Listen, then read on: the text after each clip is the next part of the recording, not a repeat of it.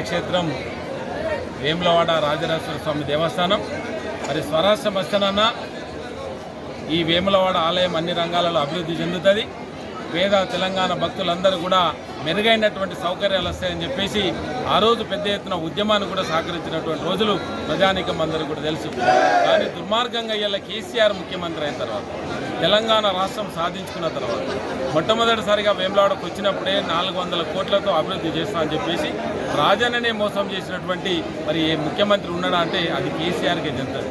ఈ రోజు వరకు కూడా ₹1 కోటి కూడా వెచ్చించి కూడా ఈ వేములవాడ ఆలయాన్ని ఎక్కడ కూడా అభివృద్ధి చేసినటువంటి దాఖలాలు.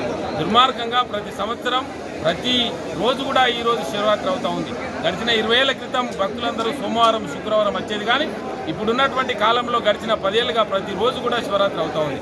లక్షలాది మంది భక్తులు వచ్చి ఇలా ఉండిలో ₹1,000 కోట్ల కూడా వెచ్చిస్తే కూడా కనీసం వాళ్ళకు త్రాగునీరు సౌకర్యం లేదు, శానిటేషన్ సౌకర్యం లేదు, భోజన వసతి లేదు, ఉందామంటే గదుల సౌకర్యం లేక చిన్న చూపు చూస్తున్నటువంటి ప్రభుత్వం ఈ వేములవాడ ఆలయం మీద చూస్తున్నటువంటి చిన్న చూపును తీవ్రంగా ఖండిస్తూ ఉన్నాం. రాబోయే కాలంలో వెంటనే రాష్ట్ర ప్రభుత్వం నిధుల నుంచి ముఖ్యమంత్రి ఏ విధంగా అయితే అభివృద్ధి చేస్తున్నాడో మరి ముఖ్యమంత్రి గారు చొరవ తీసుకోవాలి.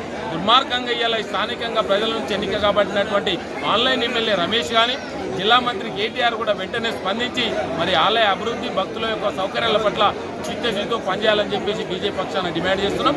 లేకపోతే పెద్ద ఎత్తున ఉద్యమం చేపడతామని హెచ్చరిస్తున్నాం.